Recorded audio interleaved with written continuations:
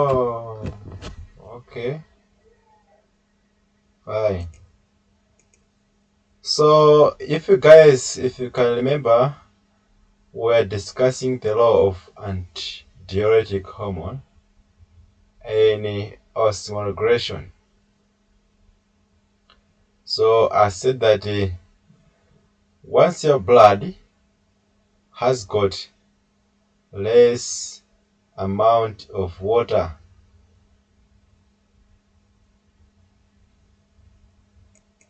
so actually the hypothalamus may sense that, may know that in your blood there is little water. Okay, so after that, this kind of part of a brain known as the hypothalamus may send a message to the kidney. Okay, I mean to the pituitary gland. So that pituitary gland may release this kind of hormone, the ADH, that travels directly into the blood, to the kidneys. So my kidneys are they're going to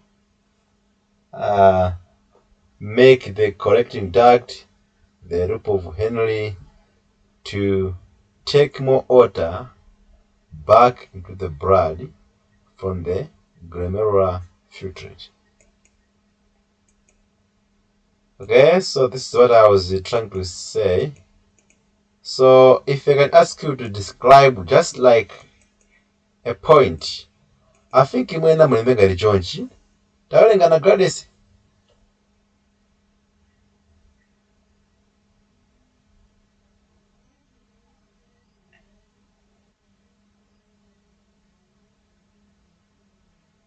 Mm-hmm.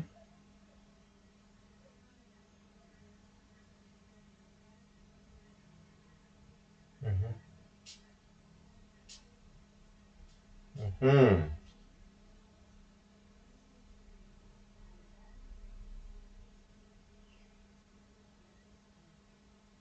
Mm-hmm.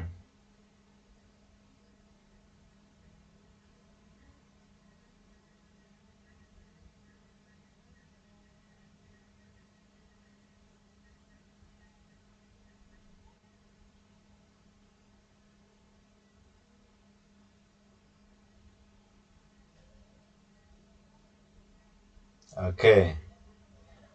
I hope we were able to understand this kind of paragraph. Okay. Is it clear kumeneko kamene tifotokozereso ana mulungu? So nkhani ndimeneyi khale mkonena kuti m'magazi mwanu madzi akhaula ali mochepa, bongo umazindikira kugwira ntchito hypothalamus. Ubongo umazindikira, ndipo ukazindikira bongo uja umatumiza uthenga ku pituitary gland. Pituitary gland ni mbalisa ya bongoso. It's a gland. It's a master gland. Eh? So this kind of gland imapanga release ADH.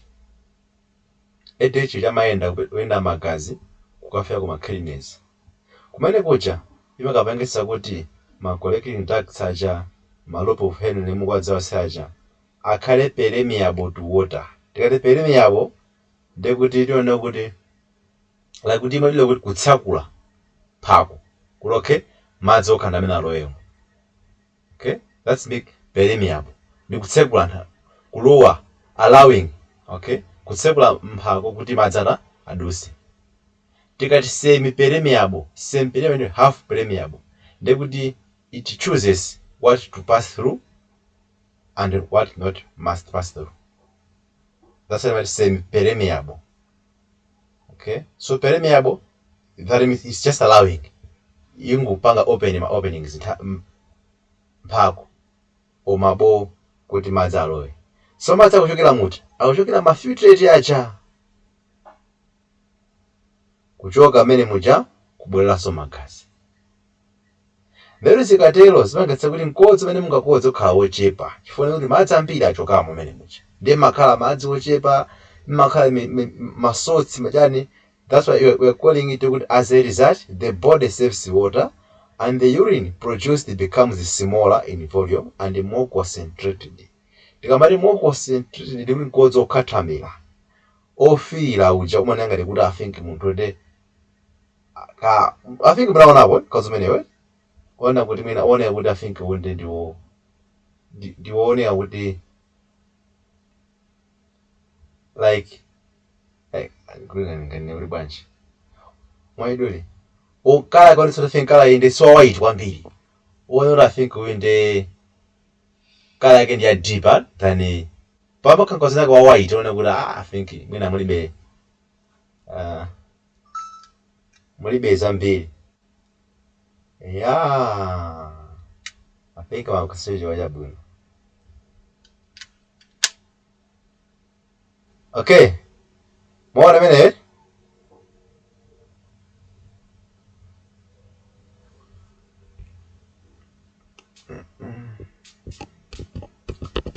Okay.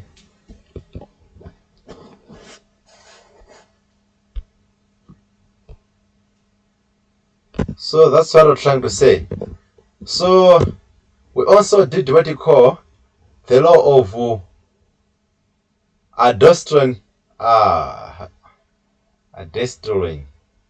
Spelling it equals it, but not one of aldosterone hormone. The law of the OD. Okay, let me just edit it. The law of aldosterone. Okay. Okay, aldosterone hormone. What a minute. Okay, the law of aldosterone hormone in osmoregulation. So the company that aldosterone hormone is regulate osmoregulation by influencing salt reabsorption. Then tikambe apa before nisanabole manotsi ali kuno. Tikambe una kuti normally mukakhala ndi ma substances osiyana in terms of salt concentration.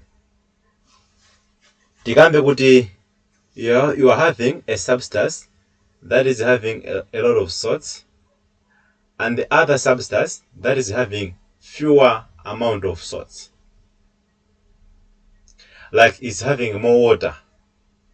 What actually happens is that whenever you are having these two kinds of different substances, the one having more salts and the one having more water, what actually happens is that the one that is having more salts may have higher pressure, may have higher force, in a such way that it begins to pull.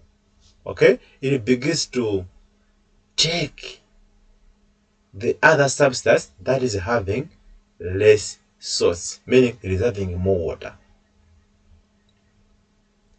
Ndiyeno tiyamuna kuti mwakande substance imene ili ndi mchere wochuluka ina madzi wochuluka.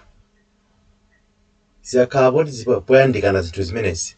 Chimachitika substance imene ili ndi mchere wochulukayo imayamba kuguza madzi aja kwabweretsa kumene kuli mchere uja. And that's what we call it as osmosis. Okay? Movement of water from a region of high concentration to a region of low concentration. Nema kanema substance ina ili ndi mchere wochuluka, ina ili ndi madzi wochuluka. Zili pamodzi. Imene ili ndi mchere wochulukayo imakhala mphamvu kwambiri. It becomes higher osmotic pressure. Or it has higher pressure such that it starts to pull. Imamba kupanga pull the other substance imene ilibe mchere wochuluka kuibweretsa kumene kuli ya mchere kwambiri kuja. Ndi chimodzimodzi magazi mwathu. Magazimu mwakhala kuti mchere mulibe okwanira, wachepamo. What happens is that magazi ako amakhala ona kuti alibe pressure amphamvu, sangaguze madzi ochuluka kuchotsa mmene muja kupititsa magazi. Ndikamba zimenezi magazi ako amakhala kuti madzi alibe okwanira chifukwa mchere mulibemo. Fani mcherewo umene upangetsa kuti madzi azipopedwa. Ndeno zikakhala ngati chonchi chimachitika thupi limazindikira okay muno madzi mulibemo chifukwa kuti mchere wachepamo. Ndi thupilo limatulutsa hormone imene tikutcha kuti aldosterone hormone. Hormone imene imayendanso kupita ku kidneys. Kumene kuchikafika imakapangisa kuti malopo ufenere aja, collecting ducts aja atsekule mphako kuti mchere wambiri uchoke mmene muli mafiltrate muja upite magazi. Ndikapita magazi tsopano pressure ya magazi imakwera chifukwa kuti muli mchere okwanira. As a result, madzi amayenda by osmosis. I don't know if you are trying to understand this link. Madzi amayenda tsopano chifukwa magazi muja mabwera madzi, mabwera magazi amene mabwera salts, michere yofunikira yochuluka. Ndetsa kuti those kind of blood becomes too osmotic pressure. Powerful sana ngati yakwira.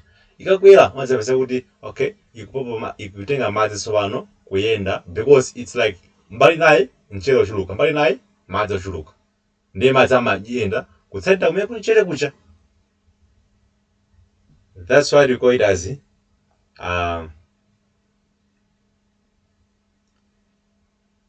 law of aldosterone hormone in osmotic regression. So tawalingani atoku muliomba kapena mukagona.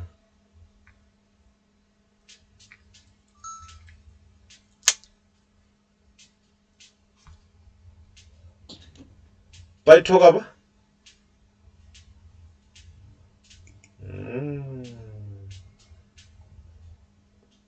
Achipeta.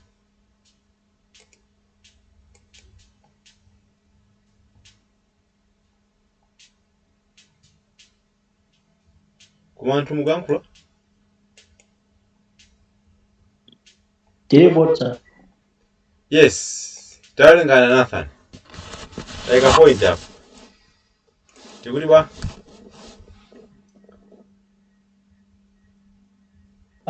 Point number 1.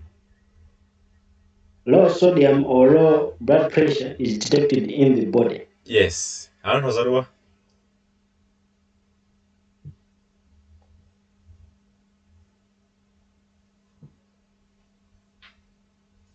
You see, one of the role of aldosterone hormone in osmotic regression. Mention the point you mean one of the role of aldosterone hormone in osmotic regression. So to go kuti low sodium ndia mchere. So magazi wakati sodium ochepa kama mchere magazi ali mochepa maidule magazi ajamhora alibe mphamvu yokwanira. Azimene akambira kuti normally mwakauli muli zinthu ziwiri, mchere ochuluka mbali nayi kwinaku madzi ochuluka. Mbali imene kuli mchere ochulukako kumakhala lero kuli ma pressure yokwera. Mwanimetse? It's like kuli mphamvu yapiri kwa basi. Mphamvu imene maguza madzi kupititsa imene kuli mchere kucha. Ndeno aona kuti low sodium or low blood pressure is detected in the body. Meaning to say kuti pantha imene magazi mwano muli mchere ochepa. Obviously magazi wamkhala alibe mphamvu ali ndi low blood pressure. Ndi zimenezi zimadziwika thupi limasindikira kuti okay, I think munomu mchere mulibemu, magaziwa alibe pressure okwanira. You see that this kind of link. Ndikamba zimenezo tsopano tikunena kuti this what? This stimulates the adrenal glands to release aldosterone. Yes. Ona. Ndeka thupi likasindikira lokhe afika magazimu mulibe mchere okwanira, pressure yachepa. Pressure imeneyi singapope madzi kuti abwere magazi. Ilephera kuguza madzi imeneyo fa yachepa. Nde thupi limadziwa lokhe afika magazimu no sorts. Pressure chepa. Madzi mulibemu. Adi phande ludzu. Titani. Tentiluseni aldosterone hormone. So zimangetsa kuti ma adrenal glands namwe ma glands amene amakhala kidneys namene amapanga produce salt amene apangatsa kuti apanga release aldosterone hormone kupera muti magazi pa ma kidneys. So aldosterone hormone acts on the what? On the distal tube. Koma distal tube ngwadziwa koma kapena akuoneka chilendo. Muona mwa kuchokera?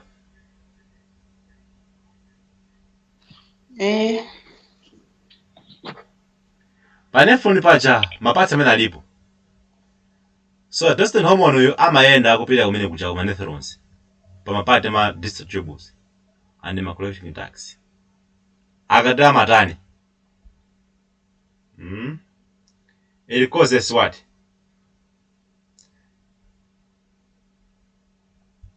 The kidneys to reabsorb more sodium ions back into the blood. Mwana neba? Ndekuti kidney arangutumiza ma aldosterone hormone uja akupita kuma nephrons. Kumene kucha amapangitsani amapangitsa kuti ma amene ma adrenal gland amene ma distal tube oma collecting ducts atsekule. Akatsekula ndikuti mchere wambiri umachoka ma filtrate muja bwereranso magazi. Ndengati mchere wabwerera magazi, what will happen to the pressure of the blood? Ikayora? It will rise. Pressure magazi ikwera. Ikakwera, what will happen madzi? Will be low. Madzi akhala low?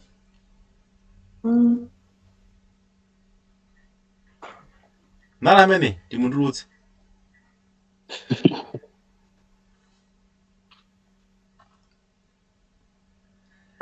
Sasa madzi apangidwa reabsorbed. Ndiye akuyenera kuchepa misa.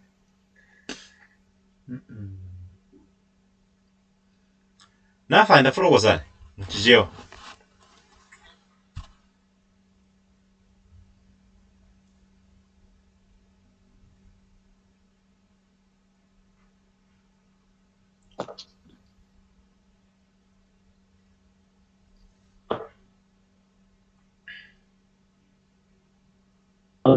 Unena kuti magazi muja mwakauli muli mchere wochepa ndikuti magazi aja akauti alibe mphamvu kuti ayende mokwanira mthupi.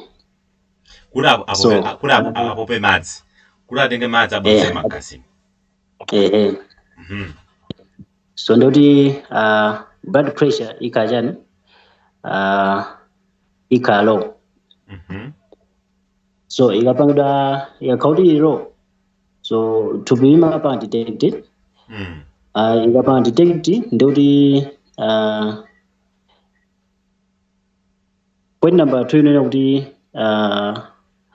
this will stimulate the adrenal glands to release aldosterone.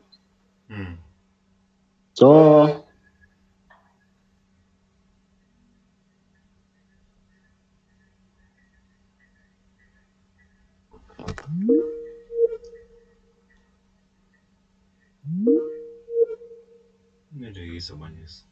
mafuloza kuti ndimene poti yaoneka kuti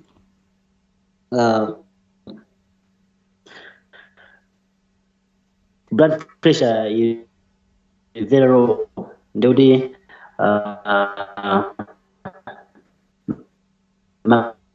adrenal glands in the aldosterone uyu mmene apangira release akagwira ntchito kuchani kuma distal tube and collecting duct on the nephron.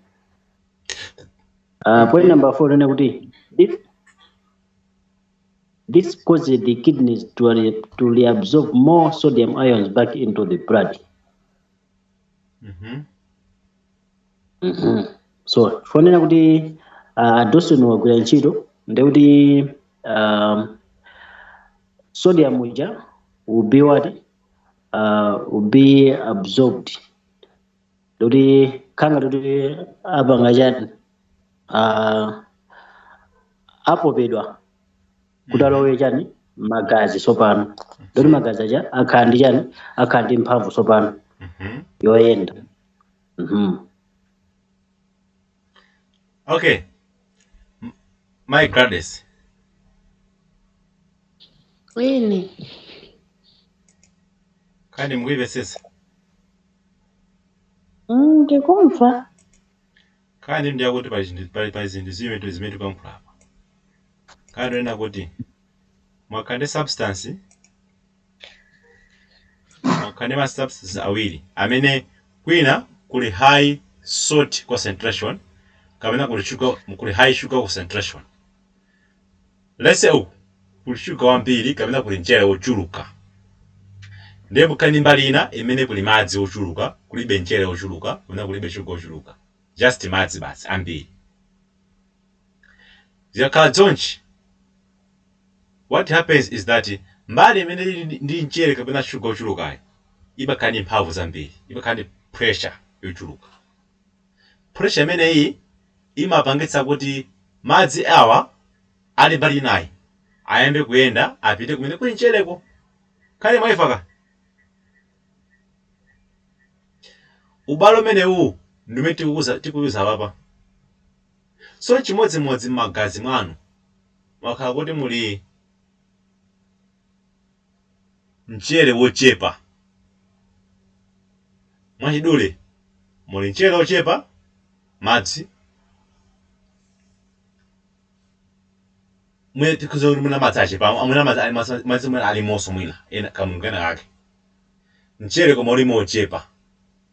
Ndiyo magaziwo apangitsa kuti akhale opanda mphamvu zimafoka kuti alibe pressure kwanira sangapange pampo magazi sangapange pampo madzi kuchotsa ma filtrate kubweretsa magazi muja ayi.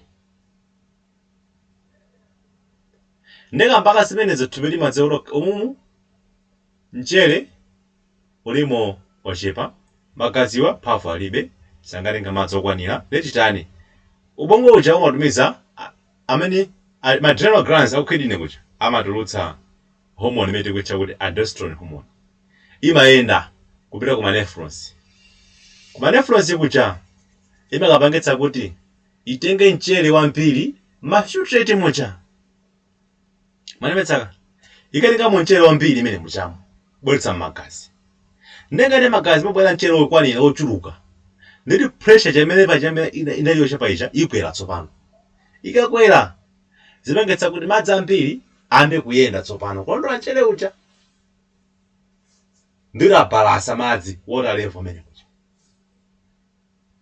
Kamaifaka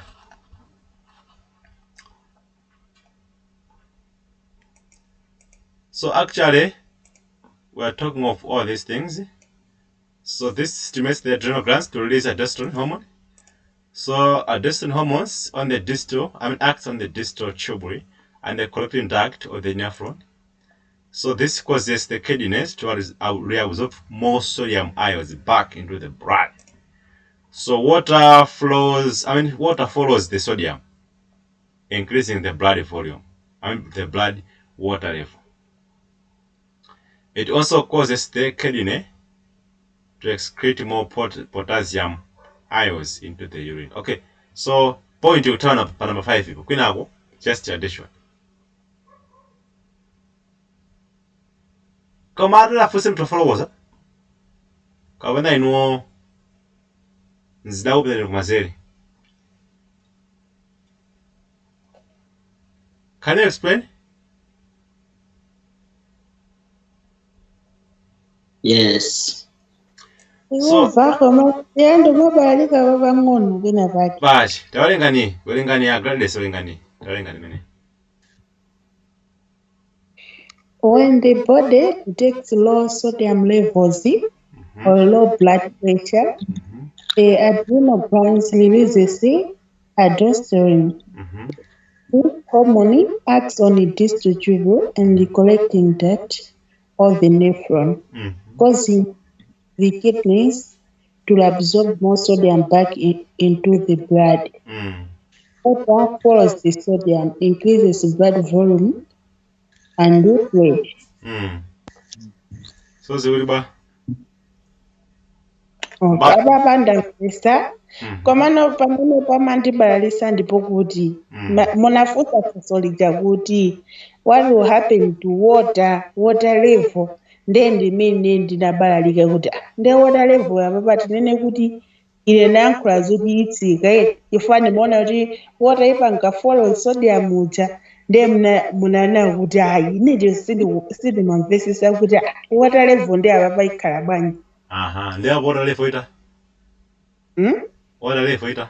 Water level pangaja? Ika balanced. Mood. Ika balanced mood. Okay, sinanga apapa izikuoneka kuti sodium akapangidwa reabsorbed into blood cells mucha ndiye kuti water imene inali mu kumapanga active pa distal ndiye ipange ikhalanso kuti izipanga follow kumene kuli mchere kucha ndiye kuti kukhala kuli madzi ukunso kwapita madzi nde nikali ne pamene munamukana ndipakakiri nimvetse kuti water level imene mufuna tinene yambali kuti ya magazi mama magazi kuti payambe magazi umatani mochepa chifuna mchere inole mochepa. Remember, we want to regulate osmoregulation. Osmoregulation default bange balance madzi water levels in blood. Mone? That's why mukwana mchere ukapita magazi muchi upangatsa kuti madzi ala achoke mafiltrate apite muti magazi fa magazi madzi ali mochepa pachambe.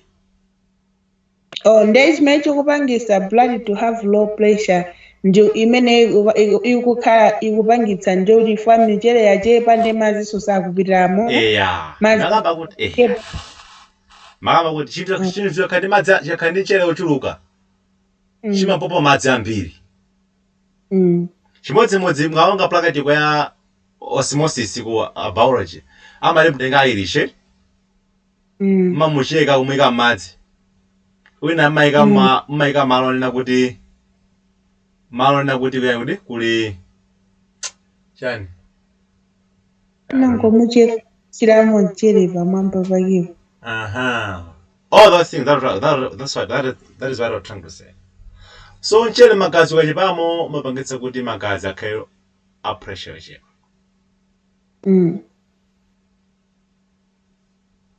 Ne pressure chepayo zapangitsira madzi sangana kuti sangaende opita ulondola magazi acha. Ndeno kambaka zimenezo tubiri madziwo kuti okay umutu madzi ali mochepa mchereso uli mochepa madzi sabwera. So zinga kuti tubiri lifali balance madzi magazimo pogwiza ntchito michere salts. Okay, you mean kuti madzi magazi amaina agwirise ntchito masotsiwa kuti apange madzi alowe m'magazimo.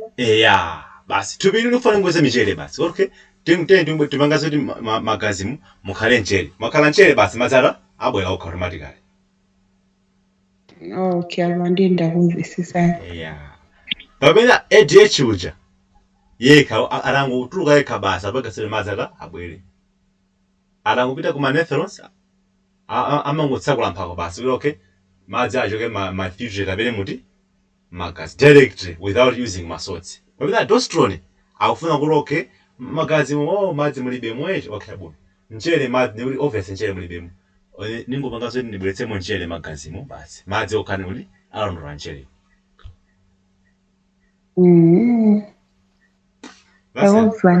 That's the thing. So I think Akazafusa explain how I think be able to write this kind of paragraph. I think you'll get the marks. When the body detects oral sodium, okay, all these things you write. Okay, very simple. Let us now talk about how the dialysis machine works. Do you know the dialysis machine?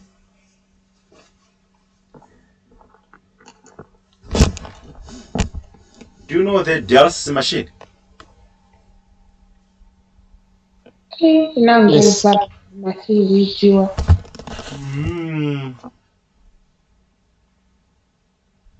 I think enakwidziwe monga ndalamya kwidziwe.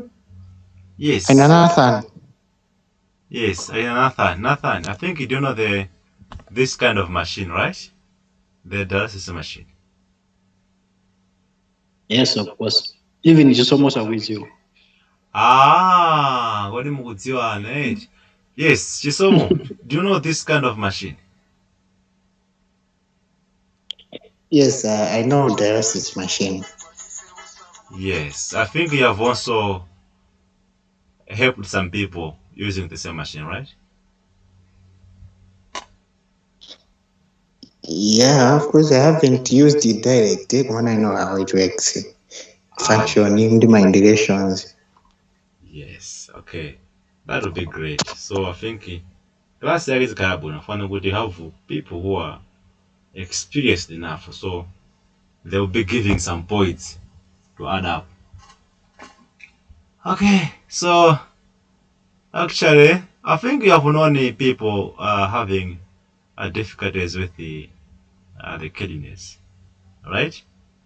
I think that was the issue that has killed a lot of people, including the famous one, the soldier. I think he was also having the same problem, right? The soldier Richard Band. And of course, I think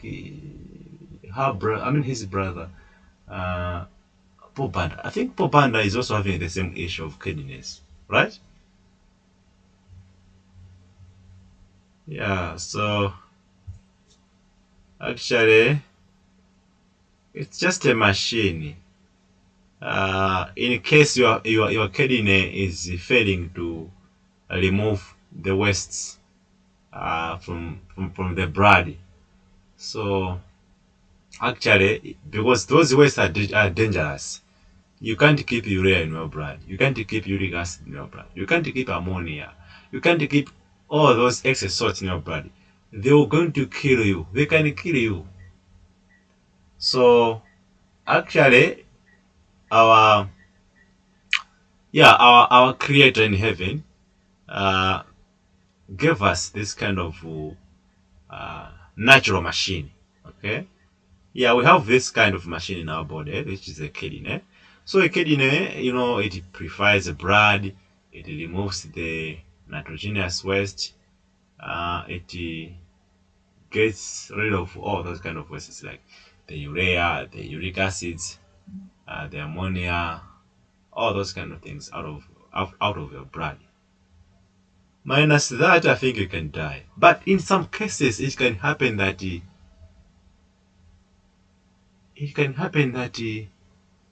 your kidneys are failing to do this kind of work of purifying your blood by removing the waste. It can happen. So a man now has become so intelligent nowadays to the extent that the man is making his own parts of somebody. So some guys they thought of making this kind of machine to be as an artificial kidney. Okay, so to be as an artificial kidney, actually, this machine works as the artificial kidney, and actually the patient is told to visit the hospital for dialysis process. Kuti mwina akachotsemo zoyipa magazimo chifukwa akhala kuti sizi kuchoka ndi kuti ukhoza kufanso munthu. Ndi mashiniwa mwachidule amagwiritsa ntchito kuti apange purify blood, kuchotsamo zoyipa ine urea, ammonia, all those kind of substances that are excreted by the kidney. Okay, so nowadays it's becoming so famous. People are having difficulties in terms of kidney. Maybe it's because of nutrition or changes in dietary mode, or maybe increase in environmental exposures. I don't know. Yeah, mafuta amena kidney nowadays are affecting a lot of people. So actually, if you go to hospital, actually you will see something like this. Yeah, but I will show you the actual videos. I mean, I'll show you the actual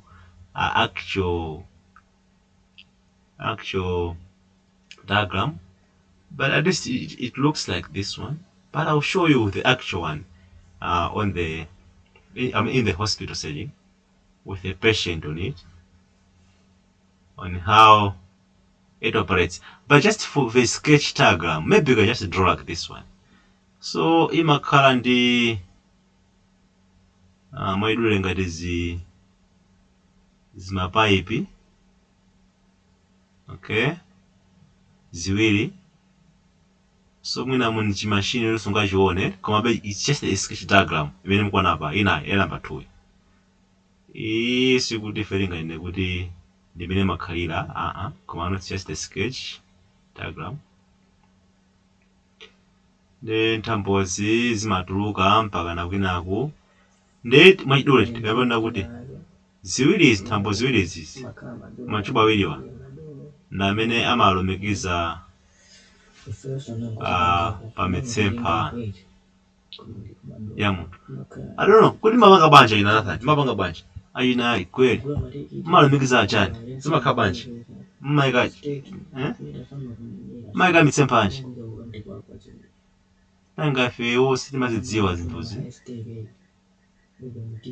Ndi mwina yes tafroza na Mr. Kweli Nathan talipuseni fekani mapatient tife nawo chinthu chimalumikiza banja.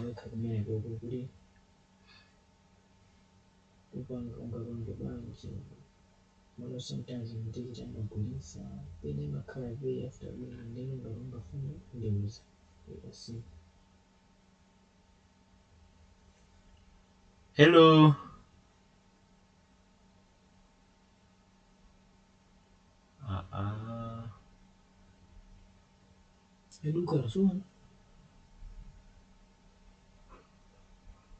Tafroza na ntamunku mpingo kwantu mwakuona ichi. Yeah, of course ineyo sikuti ndinayuza direct kwambiri koma ndinaphunzirako. So umapanga connect ngati mene umafunira kupanga blood transfusion, umatenga cannula ija normally I'm not sure if they use a real cannula, komano umapanga connect to my vein. So ukapanga connect to my vein uiona ngati sindosokoneza mwana uiona kuti my vein aja makhala zoti ndi blood ya deoxygenated. Yes, and imakhala contaminated iso. So imakadusa mu chimashini chimene chikuoneka, I'm sure that is fazima kazo siyana zimalengera ni manufacturer. So chimakadusa mene mujamo with purification ya as you have already stated kuti imakajosa zima sources zija zima sodium za excessive, yes, zima uric acid zima urea zija bwino. Yes, so zikakajosa bwino then imakabwerera so blood ija ukalowa so bwino. Yeah, I'm sure I think abobono ndeni bamene sindi kujaja bwino kuti amakapanga so connect to the artery, I'm doubting komano imabwerera so bwino. yes kukalowaso bwinobwino with ka purification komano at the end imakhaza kuti blood ija ikamakabwerera mthupi mwa munthu muja imakhaza kuti iweyo purified kuti ma source ma excessive onse achoka. That's the only way imene imapanga kwambiri imangofunika ingopanga purify blood ija ngati imene imagwirira kidney koma iyi ndi kidney ya artificial kuti blood imatuluka kunja imapangidwa clear ikapangidwa clear basi imapezeka kuti I'm sure automatic imakhala zoti ikapangidwa purified imapezeka kuti ayipanga yapangidwaso back into the system. Ndeti munthu uja akamapita kwawo it's just a 1 hour session or 2 hour komano ineyo I haven't worked it naturally kuti first makhala kusentro kwambiri yes maso ndizosowa yeah kwambiri. Yeah, I think that's it. Actually, that's the basic explanation of how this machine works. As I said, it's very true. They connect with the venous. So, as he said, the vein, I think makama veins, the vein, makama gazona, they are full of waste, my urea, my journey, my carbon dioxide, all those kind of things that are in the vein. So I'm going to connect this kind of machine to the vein ili magazi mambo kuyenda kulowa machine. Ndaga mazataluka kuti adutsa nthambo zonse zimopo akula amaliza zonse kuti amaliza kuti akufuna atuluke. Ndi amadutsa mpipe ina imene kuoneka ya red, mwaona? It's red in color. Meaning to say the blood has now been purified. It means all kind of waste products are now removed. It returns to the human body. Komano tikambe kuti tikamali zinthu zikuchoka zimachoka bwanji. The thing is, machiniwa anapanga kuti azichotsa zinthu zimene ndizoyipa zokhazoka. Now, normally, pali process very much with diffusion. Kamuidziwa diffusion is a process whereby substances move from a region of high concentration to a region of lower concentration. Nditikambe nina kuti lese mbali kuli mtsinje wa madzi ali kochuluka mbali imeneyi. Mbali iyi kuli kamtsinje koma kamadzi ochepa. According to diffusion imanena kuti ndikuti madzi awa amene ali kochuluka mbali inayi akhoza kuyenda kupita kumene kuli madzi ochepa. Neno, the same as with the substances. Normally, these kind of substances, they may also diffuse. They may also move from a region of high concentration to a region of lower concentration. Then the same principle amayipanga apply mu dialysis machine. What actually happens is that inside this machine, makhala what you call membrane. This kind of membrane amayipanga kuti ikhale low in concentration of waste product, in short. Kamulipesaka, obviously magazi amunthuwa amakhala high in amount of the waste product. Magazi amunthu a patient yo mmakhala ma uric acid, ma ammonia, ma excess salts, urea, nitrogenous, all those kind of waste amakhala zinthu zambiri zochuluka magazi amunthu. Ndeno iwo adapanga zonena kuti mmashinimo zinthu zimenezozo ngati urea, uric acid chani zizikhalamo zochepa. Anapanga adala chifukwa yani akudziwa kuti whenever you have got low amount of this kind of waste product in your blood, I mean in the membrane, what actually happens is that magazi akamadutsa mene muchamu, it's like kuti magaziwo muli ma waste product ochuluka pamene mamembrane kuja ali mochepa. As a result, ma waste aja amapanga move from a region of high concentration to a region of low concentration. Then ma waste iwo amachoka magazi muja kupita machine muja mene concentration yake ili mochepa. That's why that is how they remove this kind of waste products. Komano nizotheka kuti pa nthawi imene ma waste akuchoka magazimo kupita mashinimo, zinthu zabwino ngati ma glucose, platelets, proteins nazonso zitapita nazo mashinimo zotheka.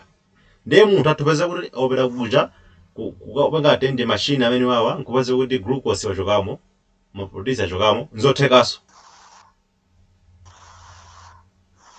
So to avoid this kind of loss, machiniwa amapanga kuti akhale high in amount of concentration of these important substances like glucose, proteins, platelets.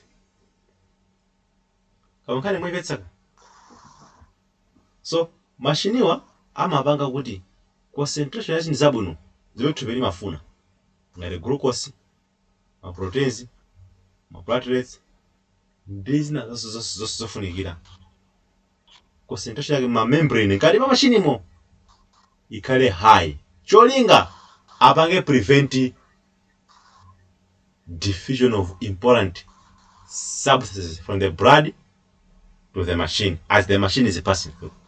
Chifukwa anangoyerekeza kuti lese concentration ya zinthu ngati glucose, proteins, maplasma akhale low machinimo. Then munthu munamutenga magazi kupita magazi angula machinimo. Then ma glucose wose antipera munthu wose achoka amene apita muti machinimo. Then nakuzomwanaso at the same time.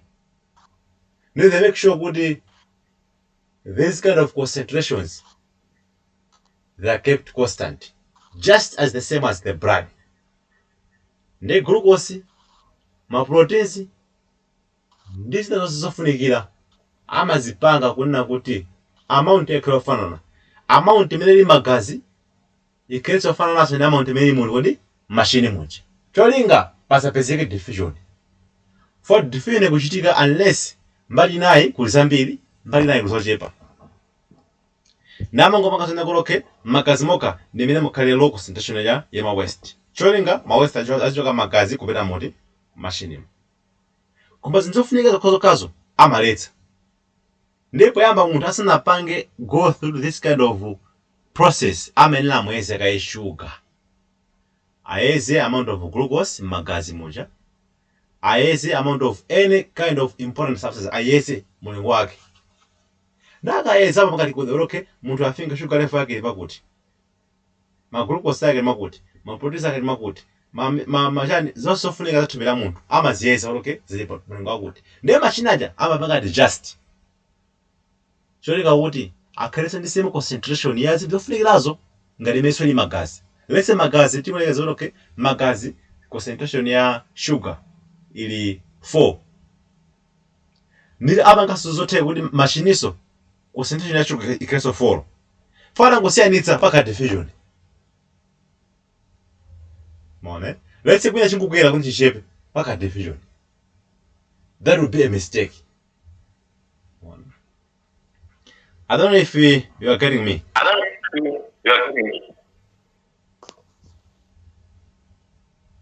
Yeah, zimfika kunombe. So actually this is the machine. Mabezi mangulengeraso limene kudziko lano zilili. Kuma dziko la Israeli machine awawa azisowa. So how dialysis machine works? Actually this is the points. So you can say blood is taken from the patient's vein and pumped into the dialysis machine. And then the blood flows through a filter called the dialysis membrane, which has small spaces. Magazi kamaenda membrane moja, they can be what you call my fluids flows on the other sides of the membrane. It has no urea and ballast salts. Kale mwaifaka. Ma fluids amakhala kuti amakhala ali mamene mujamo mkali mwa machine muja. Amakhala kuti alibe urea. Chifukwa ndi dala apangadala. Okay?